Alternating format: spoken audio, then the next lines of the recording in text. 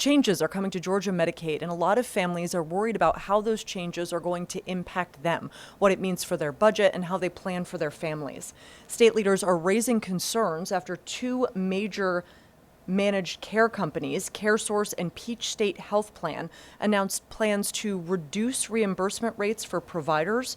While it's still unclear exactly which services could be affected, some worry that the cuts could limit access to care, especially for children and low-income families. Joining us now for more on this is Jacqueline Nikpour, a professor at Emory University School of Nursing and an expert in healthcare policy and equality. Thank you so much for joining us. We really appreciate it, Professor. Thanks so much for having me. I think let's start out just by saying, this can be really confusing for families, for people who are trying to navigate this. Can you start with explaining just what these changes are and what it's going to mean for families? Sure. So, just to back up a little bit, in Georgia, like in a lot of states, Medicaid is actually not primarily run by the state itself. So, what managed care means is that the state, like Georgia, actually contracts with a number of private insurers like CareSource Georgia and Peach State Health Plan and pays them a set monthly amount per patient to organize and deliver that care. Those are those care management organizations that you're talking about that in turn kind of manage provider networks, negotiate on reimbursement rates, and control costs. Yeah, so we are hearing of a significant drop in reimbursements. What should viewers know about those reductions? What does it mean for them? Great question. And I want to be really clear. So, these potential Medicaid cuts are targeted towards very specific services. And in particular, what is known as applied behavioral analysis or ABA services. Now, these are services that are very commonly used in caring for children with autism spectrum disorder or other intellectual disabilities. And they really focus on building things like communication and social skills, managing challenging behaviors, and performing basic activities of daily living. Now, what we're seeing is that two of Georgia's three care management organizations, again, that's CareSource Georgia and Peach State Health Plan, have begun informing providers that deliver those services that they will be reducing payments for those ABA services by about 20%. Now, Peach State Health Plan has reportedly paused those cuts, but CareSource will be moving forward with these cuts set to take place beginning next week. How significant are these programs for families? Why are they necessary? So, for kids who are living with autism or other intellectual disabilities, these services are a huge opportunity for those kids to develop independence, to one day be able to live on their own and to manage their interactions with those around them, with their family members, with their jobs, and in their relationships, and even at home, just with their basic activities of daily living.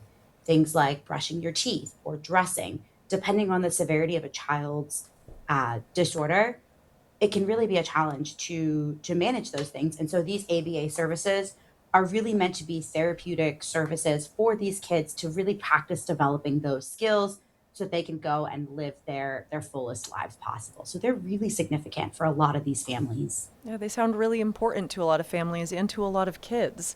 Is it typical for companies to adjust these reimbursements mid-year? So it's not typical, but it's also not unheard of, especially in managed care.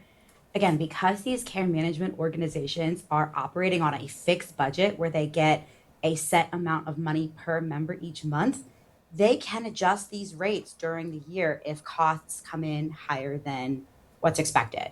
We saw this with telehealth during the COVID-19 pandemic, where rates went up and then were brought back down.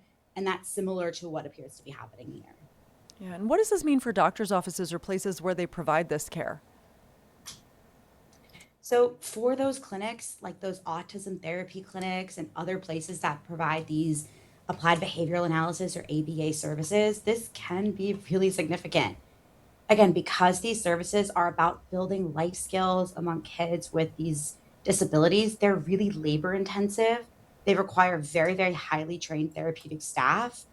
And because of that, a 20% cut can be a major challenge and, in fact, could make operations unsustainable for many of these service providers. These providers are essentially being told they can either accept the lower rates or leave the insurer's network, either of which could force clinics to either scale back or to stop seeing patients from those Medicaid insurers entirely. Yeah, that was going to be my next question is this going to force doctors' offices to stop seeing those patients? Yeah, so it's a little bit too early to predict exactly how this is all going to play out. But generally speaking, anytime you see cuts on how much Medicaid is reimbursing providers, there is concern that access will become more difficult, especially when you think about clinics in rural areas or that care for a large percentage of children who are Medicaid insured. It can become really, really challenging to keep their doors open, to keep the lights on, to pay their staff to be able to deliver these services, right? We're not talking about, providers who are making a ton of money. We're talking about basic operations for them to even be able to keep their doors open. And for low income families, what sort of impact are they going to see both in their care and in the facilities that they go to? So it still is pretty early and it's a little hard to speculate without seeing what exactly will happen. But if we do start to see these cuts take place, if we see providers that are forced to either stop accepting certain insurers, stop accepting Medicaid entirely, or if we see providers that really care for these patients as their lion's share of their patients, it might be really challenging for those patients to get access to these services that they've come to rely on. A lot of times, again, when you see Medicaid reimbursement rates drop, you start to see a dip in the supply of available providers, right? So that may mean longer appointment wait times, fewer available appointments, longer drives for families to get to a clinic that accepts their care, accepts their insurance, and this can make access really, really challenging, not only for patients who are Medicaid insured, but even for patients who are not Medicaid insured, but are being seen in the same clinics. If there's fewer available appointments, longer wait times, all this can make it a challenge for any of these kids who need these services to access what they need. Yeah, that's a really good point. Who does this really affect the most? So I would say mostly the influence is going to likely be felt, of course, amongst those patients whose insurers are potentially going to be cutting reimbursement for these services. But largely what we see is that this is happening in rural areas, right? If there's only, let's say, one or two ABA providing centers within a county or within, a 25 to 30-mile radius, let's say, it can be really challenging. And that means that you're going to have to either drive longer if you have the capability to do that, sometimes multiple times a week, or it may mean thinking about what else lays ahead for you or your child. So, really, those low income families, those families in rural areas, and families that live in areas that have a shortage of these ABA providers. Yeah, bottom line, should families in Georgia be worried right now, or is this more a behind the scenes thing that the companies will work out with the doctor's offices?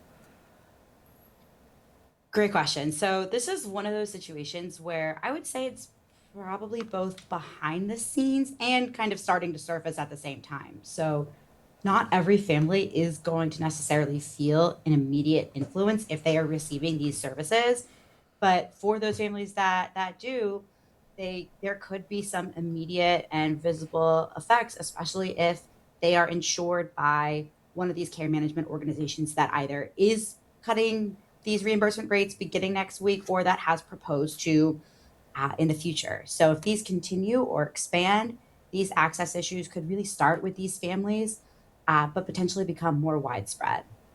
That's really good information, and I know it's important that families hear this, so we really appreciate you joining us today. Thank you so much for your time. Thank you so much for having me.